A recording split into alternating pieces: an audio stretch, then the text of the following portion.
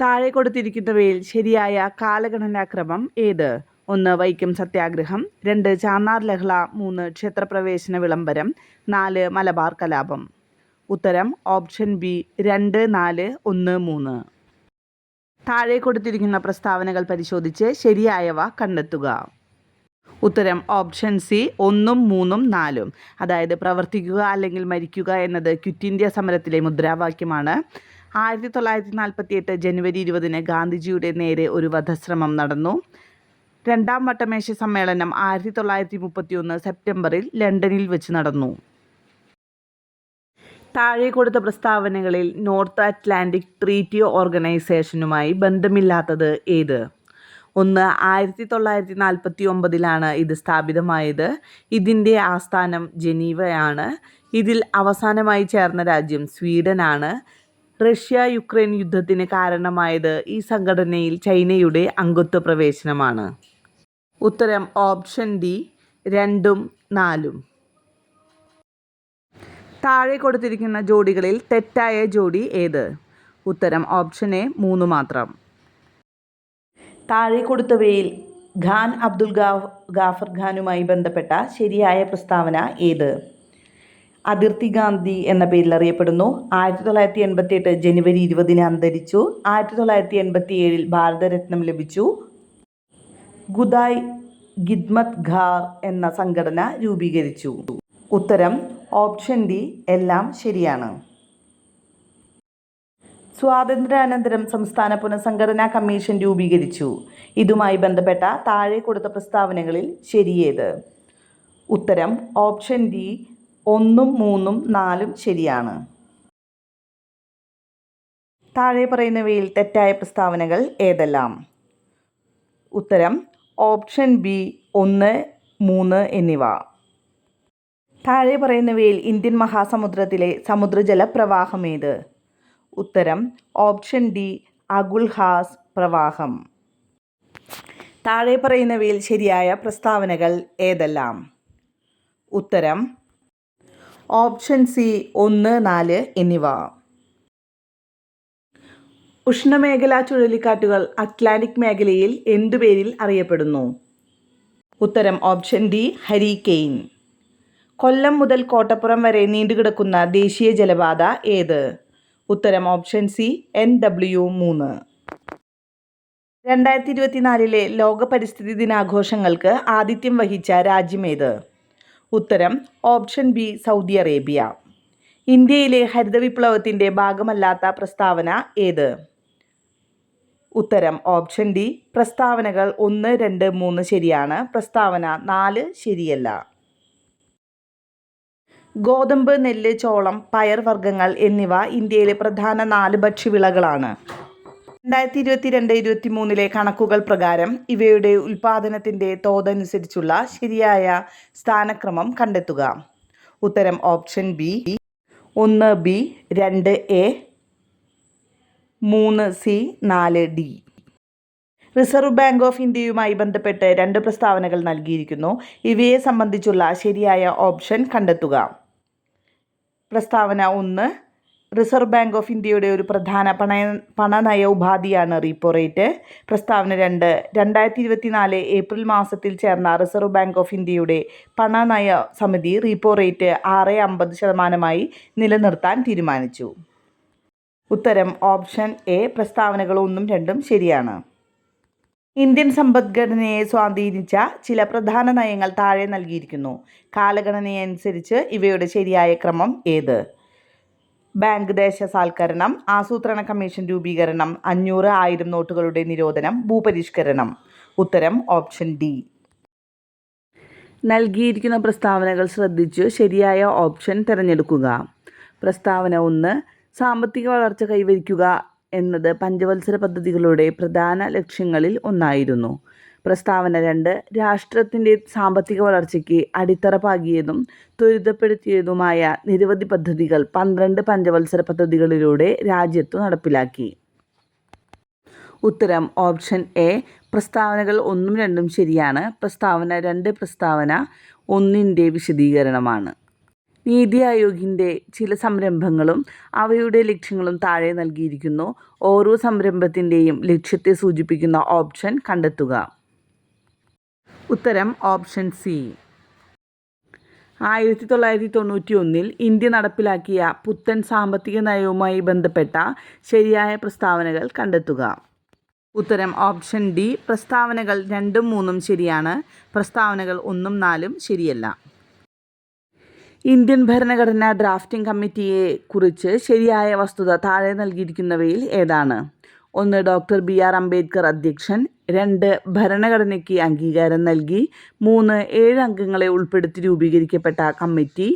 4. 1946 August 29 ഈ സമിതി രൂപീകരിച്ചു. ഉത്തരം ഓപ്ഷൻ എ. 1ഉം 3ഉം ശരിയാണ്.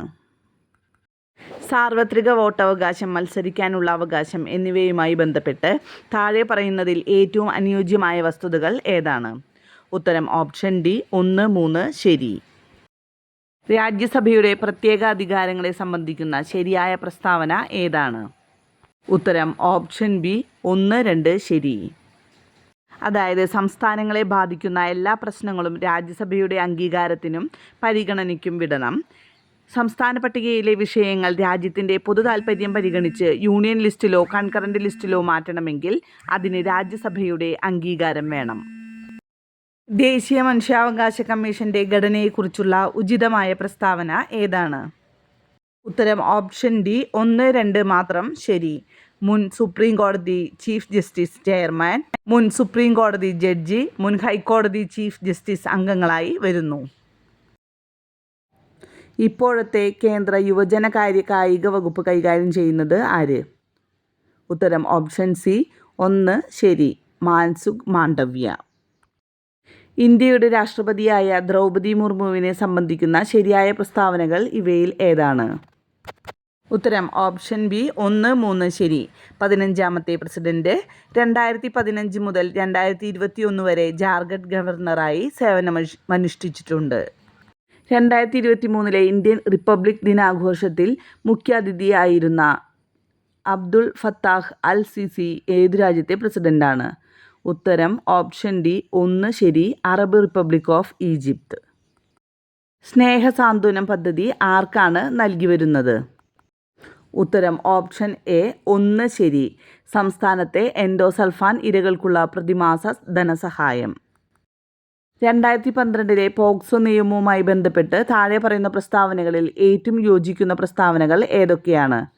ഉത്തരം ഓപ്ഷൻ സി. 1, 2, 3. വാത്സല്യനിധി പദ്ധതിയെ സംബന്ധിക്കുന്ന ഏറ്റവും യോജിക്കുന്ന പ്രസ്താവന ഏതാണ്? ഉത്തരം ഓപ്ഷൻ ഡി. 1, 3 ശരി. വിദ്യാജ്യോതി പദ്ധതിയുമായി ബന്ധപ്പെട്ട് താഴെ പറയുന്നതിൽ ഏറ്റവും അനുയോജ്യമായത് ഏതാണ്? ഉത്തരം ഓപ്ഷൻ ബി. 1ഉം 2ഉം ശരി. കേരള സാമൂഹ്യനീതി വകുപ്പ് സാമൂഹ്യ സുരക്ഷാ മിഷൻ മുഖേന നടപ്പിലാക്കിയത് 2 ഭിന്നശേഷിയുള്ള വിഭാഗത്തിലെ കുട്ടികളെ വിദ്യാഭ്യാസപരമായി ഉയർച്ചയിലേക്ക് കൊണ്ടുവരുന്നതിന്. കേരള സംസ്ഥാനത്തിലെ ഇപ്പോഴത്തെ യുവജനകാര്യ കമ്മീഷൻ ചെയർമാൻ ആരാണ്? ഉത്തരം ഓപ്ഷൻ എ. 2 ശരി. ശ്രീ എം ഷാജർ. ഇപ്പോഴത്തെ കേരള ഹൈക്കോടതി ചീഫ് ജസ്റ്റിസ് ആരാണ്? ഉത്തരം ഓപ്ഷൻ സി. 2 ശരി. ജസ്റ്റിസ് മുഹമ്മദ് മുസ്താഖ്. കേന്ദ്ര കാലാവസ്ഥാ വകുപ്പിൻ്റെ മഴ മുന്നറിയിപ്പിനെ സംബന്ധിക്കുന്ന ഏറ്റവും ശരിയായ പ്രസ്താവന ഏത്? ഉത്തരം ഓപ്ഷൻ സി. 1, 3 ശരി. വെള്ളനിറം മുന്നറിയിപ്പില്ല എന്നും മഴയില്ല എന്നും സൂചിപ്പിക്കുന്നു.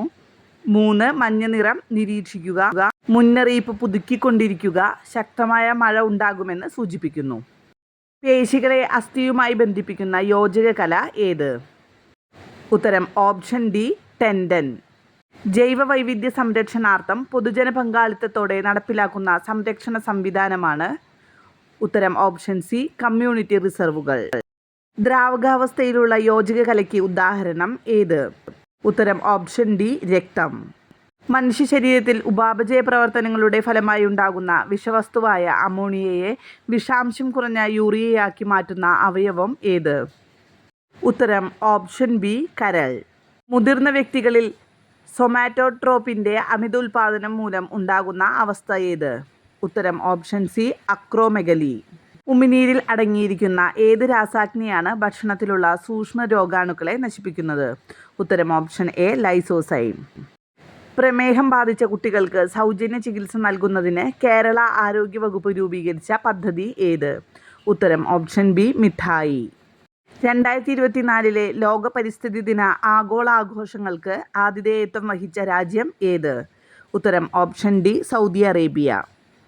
1 മീറ്റർ ഉയരത്തിലുള്ള മേശപ്പുറത്ത് സ്ഥിതി ചെയ്യുന്ന 0.2 കിലോഗ്രാം മാസുള്ള ഒരു ബോക്സിൻ്റെ സ്ഥിതികോർജം എത്രയായിരിക്കും? ഉത്തരം ഓപ്ഷൻ സി 2J.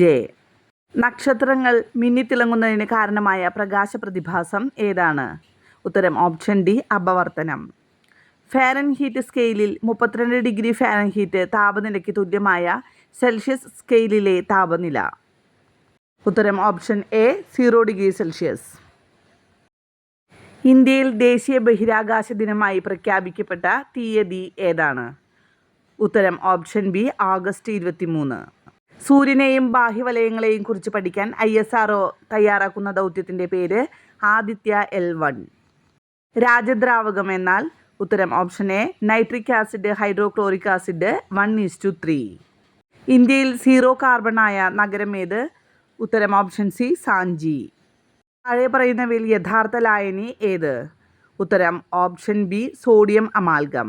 താഴെ പറയുന്നവയിൽ സിങ്ക് ബ്ലെൻഡ് എന്നറിയപ്പെടുന്നത്? ഉത്തരം ഓപ്ഷൻ ഡി സിങ്ക് സൾഫൈഡ്. 2023 രസതന്ത്രത്തിനുള്ള നോബൽ സമ്മാനം താഴെ പറയുന്നവയിൽ ഏത് വിഷയവുമായി ബന്ധപ്പെട്ടതാണ്? ഉത്തരം ഓപ്ഷൻ സി ക്വാണ്ടം